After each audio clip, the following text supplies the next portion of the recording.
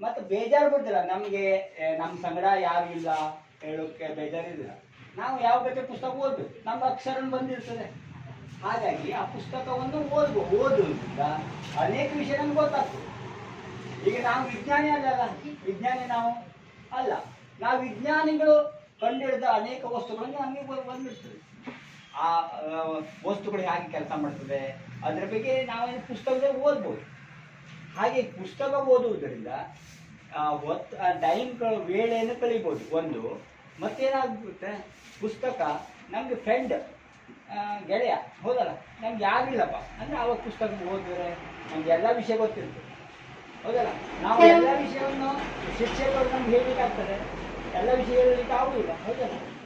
ಕೆಲವೊಂದು ವಿಷಯ ಮಾತ್ರ ಅವರು ಹೇಳ್ತಾರೆ, ಶಿಕ್ಷಕರು ಹೇಳ್ಬೋದು, ಯಾರು ಬೇರೆ ಹೇಳ್ಬೋದು. ಎಲ್ಲ ವಿಷಯ ಗೊತ್ತಿರ್ಬೇಕಾದ್ರೆ ನಮಗೆ ಪುಸ್ತಕ ಓದುವ ಹವ್ಯಾಸ ಇರಬೇಕು. ಹವ್ಯಾಸ ಇದ್ರೆ ಮಾತ್ರ ಆ ಪುಸ್ತಕದಿಂದ ಏನಾಗಬೇಕು, ಅನೇಕ ವಿಷಯನೂ ಗೊತ್ತಾಗ್ತದೆ. ಈಗ ನಮ್ಗೆ ಈಗ ಸಮುದ್ರ ಹೋದ ಈಜಿಗೆ ಬರ್ತದ್ಯಾ? ಇಲ್ಲ. ಆದರೆ ಆ ಸಮುದ್ರದ ವಿಷಯ, ಎಲ್ಲ ವಿಷಯ ನಮ್ಗೆ ಗೊತ್ತಾಗ್ಬಿಡ್ತದೆ. ಸಮುದ್ರದ ವಿಷಯ, ಸಮುದ್ರದ ಒಂದು ಪಾಠ ಅಥವಾ ಇದನ್ನು ಓದಿದ್ರೆ ಆ ಸಮುದ್ರದ ಬಗ್ಗೆ ನಮ್ಗೆ ಅನೇಕ ಜ್ಞಾನ ಬಂದ್ಬಿಡ್ತದೆ. ನಾವು ಸಮುದ್ರದಲ್ಲಿ ಹೇಗೆ ಹೋಗಿ ಈಜಬಾರ್ದು, ಅಥವಾ ನೀರಿಗೆ ಹೇಗೆ ಅಪಾಯ ಇದೆ, ನೀರಿನ ಅಪಾಯಗಳು, ಅದ್ರ ಬಗ್ಗೆ ಎಲ್ಲ ನಮ್ಗೆ ಗೊತ್ತಾಗ್ತದೆ. ಇದು ಯಾರ ನೆರವಿಂದ ಗೊತ್ತಾಗ್ತದೆ? ನಮ್ಗೆ ಪುಸ್ತಕದ ನೆರವಿಂದ ಗೊತ್ತಾಗ್ತದೆ, ಹೌದಲ್ಲ. ಪುಸ್ತಕ ನೆರವಿನಿಂದ ಬೇರೆ ಲೇಖಕರು ಬರೆದಿರ್ತಾರೆ. ಅವರು ಪುಸ್ತಕ ಹೀಗಿರ್ತದೆ, ಸಮುದ್ರ ಹೀಗೆ, ನೀವು ಅಪಾಯ ಇರ್ತದೆ, ಸಮುದ್ರದ ಒಳಗೆ ಹೀಗಿರ್ತದೆ, ಎಲ್ಲ ನೀವು ಅಲ್ಲಿ ನೀರಿಗೆ ಹೋಗಬಾರ್ದು, ಅದು ವಿಷಯವನ್ನು ಹೇಳಿರ್ತಾರೆ. ಆ ವಿಷಯ ನಮಗೆ ಪುಸ್ತಕ ಜ್ಞಾನದಿಂದ ನಮಗೆ ಬರ್ತದೆ. ಹಾಗಾಗಿ ಪುಸ್ತಕವನ್ನು ಓದುವ ಹವ್ಯಾಸ ಇದ್ದರೆ ಏನಾಗ್ತದೆ, ಒಂದು ಒಳ್ಳೆಯ ಫ್ರೆಂಡ್, ಗೆಳೆಯನ ಸಹಾಯವನ್ನು ನಾವು ಪಡಿಬೋದು, ಹೌದಲ್ಲ. ಈಗ ನೀವು ದೇವ್ರ ವಿಷಯ ಗೊತ್ತಿರ್ತದೆ, ದೇವರು, ಹೌದಲ್ಲ. ದೇವ್ರು ಅಂದರೆ ಏನು, ಅದ್ರ ಬಗ್ಗೆ ಎಲ್ಲ ವಿಷಯ ಗೊತ್ತಿರ್ತದೆ. ಆವಾಗ ನಮಗೆ ಪುಸ್ತಕ ನೋಡಿದ್ರೆ ನಾವು ಹೇಗೆ ಆಚರಣೆ ಮಾಡ್ಬೋದು, ನಾವು ಹೇಗೆ ಹೋಗಬೇಕು, ನಾವು ಯಾವ ಒಳ್ಳೆ ದಾರಿ ಹೋಗ್ಬೇಕಾ, ಕೆಟ್ಟ ದಾರಿ ಹೋಗಬೇಕು, ಇದೆಲ್ಲ ಏನು ಹೇಳ್ತದೆ, ಪುಸ್ತಕ ನಮಗೆ ದಾರಿ ದೀಪವಾಗ್ತದೆ. ಪುಸ್ತಕ ನಮ್ಗೆ ತಿಳಿಸ್ತದೆ, ಹೌದಲ್ಲ. ಈಗ ನಮ್ಗೆ ಟೈಮ್ ಪಾಸ್ ಆಗ್ತದೆ, ಆವಾಗ ಏನು ಮಾಡಬೇಕು, ನಾವು ಪುಸ್ತಕನ ಓದಬೇಕು. ಯಾಕೆಂದರೆ ಈಗ ಹೊತ್ತು ಹೋಗಿ ಗೊತ್ತಾಗೋದಿಲ್ಲ ನಮಗೆ. ಅವಾಗ ನಾವು ಆ ಪುಸ್ತಕವನ್ನು ಸಹ ಓದಿದರೆ ನಮಗೆ ಆ ಪುಸ್ತಕದ ಜ್ಞಾನ ಬರ್ತದೆ, ಹೌದಲ್ಲ. ಮತ್ತೊಂದು ಪುಸ್ತಕ ಯಾವ ಟೈಮ್ ಇರಬೇಕಾದ್ರೆ ಬರ್ತದೆ, ಸಿಗ್ತದೆ, ಹೌದಲ್ಲ. ನಮ್ಗೆ ಇದೇ ಟೈಮ್ನ ಓದಬೇಕು, ಅದೇ ಟೈಮ್ ಓದಬೇಕು ಇರೋದಿಲ್ಲ. ಮೋಹನ್ ದಾಸ್ ಕರಮಚಂದ ಗಾಂಧಿ, ಇದು ಗಾಂಧೀಜಿಯವರ ಪೂರ್ಣ ಹೆಸರು. ತಂದೆ ಕರಮಚಂದ್ ಗಾಂಧಿ, ತಾಯಿ ಪುತಲಿಬಾಯಿ.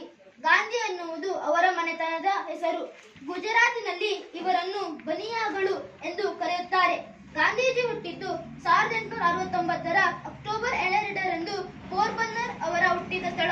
ಇದು ಆಗಿನ ಕಾತೆವಾಡ ಸಂಸ್ಥಾನಕ್ಕೆ ಸೇರಿತು.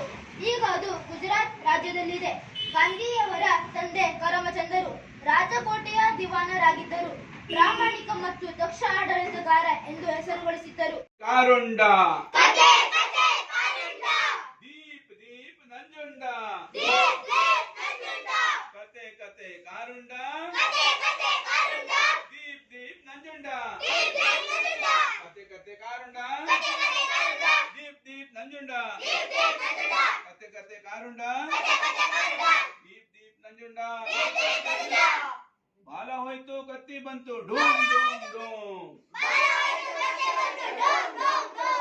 ಬಾಲ ಹೋಯ್ತು ಕತ್ತಿ ಹೋಯ್ತು ಡೂಮ್ ಡೂಮ್ ಡೂಮ್,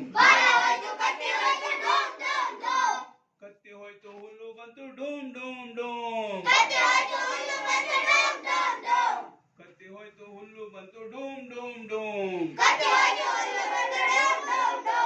ಹುಲ್ಲು ಹೋಯ್ತು ಬೆಲ್ಲ ಬಂತು ಡೂಮ್ ಡೂಮ್ ಡೂಮ್. ಮಕ್ಕಳೇ, ಜ್ಞಾನದ ಬಾಯಾರಿಕೆಯನ್ನು ಮತ್ತು ಜ್ಞಾನದ ಭಂಡಾರವನ್ನು ಪೂರೈಸಿ ವ್ಯಕ್ತಿಯ ವೈಯಕ್ತಿಕ ಸಾಮಾಜಿಕ ಬೆಳವಣಿಗೆಗೆ ಉಪಯುಕ್ತವಾದ ವೇದಿಕೆಯನ್ನ ಒದಗಿಸುವ ದೇಗುಲವೇ ಗ್ರಂಥಾಲಯವಾಗಿದೆ.